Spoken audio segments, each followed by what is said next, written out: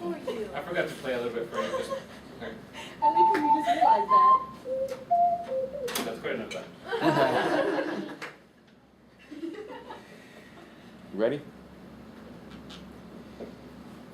Okay. Thank you very much for being my audience today. How are you doing today? Pretty good. Okay, so some of you, if you're involved with video games, you may have some familiarity with this, but what exactly is an ocarina? Does anybody have some precursory knowledge of what this is? Very good, very good. Today I will tell you about the mechanics, the history, and the reemergence of the ocarina. Okay, so, as you probably noticed by now, it is a wind instrument of the vessel flute family.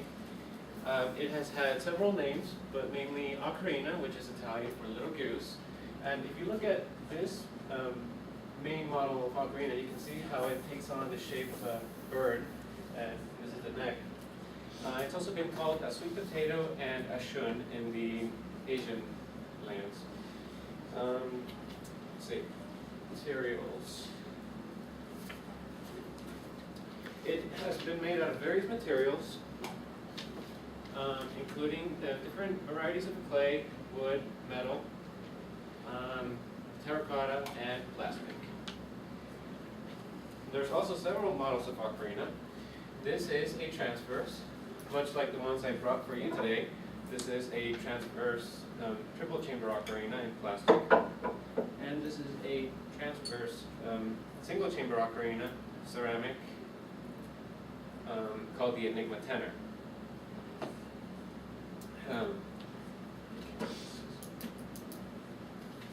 So this is the transverse, and next we have the inline, which may resemble more the flutes that you're normally used to. The pendant, and specifically this is the English pendant, which is a highly portable ocarina with 6 to 8 holes, and it has a crossover finger pattern that actually allows for more notes than you would think this little thing could carry. This is a multi-chamber ocarina, much like the one I showed you, except this is a max range triple bass, which I actually own at home, but it's a $400 ocarina I was not going to bring here today. Okay, there's anthropomorphic ocarinas throughout culture and time. Anthropomorphic meaning it takes the resemblance or shape of human beings, and alternatively, zoomorphic, taking the shape of animals.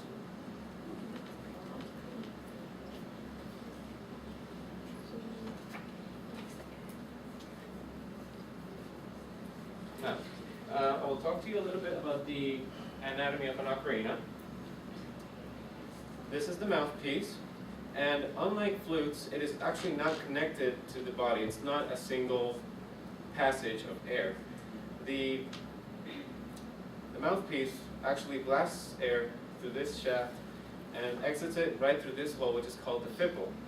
Now, the purpose of the vessel is very much like that sound that you can produce out of a bottle by blowing over the top of it. Mm-hmm. And the holes are what are covered by adjust the pitch of the air passing over the fipple.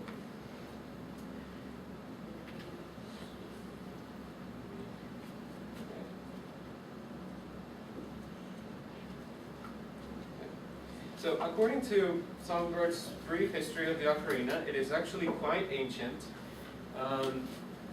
Aboriginal peoples have been making instruments, specifically wind instruments, out of various materials, including clay, wood, and even animal bones. It has been known that certain tribes have even used swan bones to create flutes. However, the ocarina has stayed as a staple in certain Asian cultures, even as they died down in other areas of the world.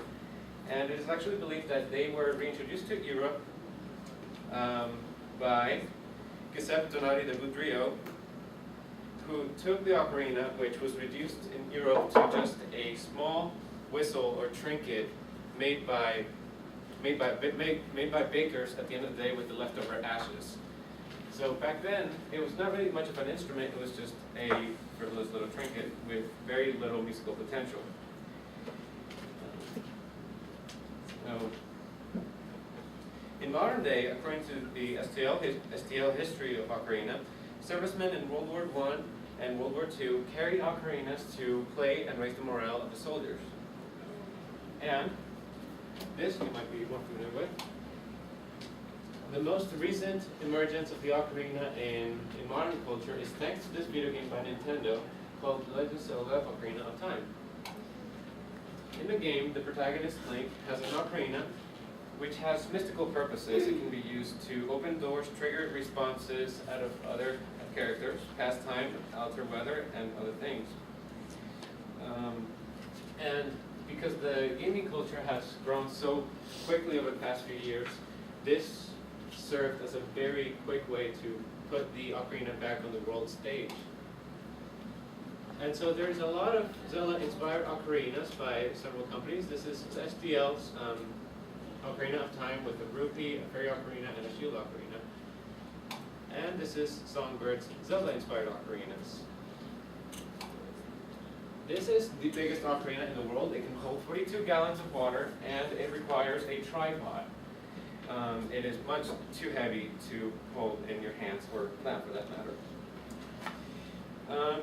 And thus, the ocarina has gone a very long way from the primal years of mankind to a laughable European trinket to a fully functional chromatic concert instrument that's making more appearances in the music world, as well as an icon in gaming culture that people will never forget. These are the websites from which I pulled information, which also sell ocarinas. This is a 4-chamber, and this is internet slang for sources. That's awesome. Thank you very much.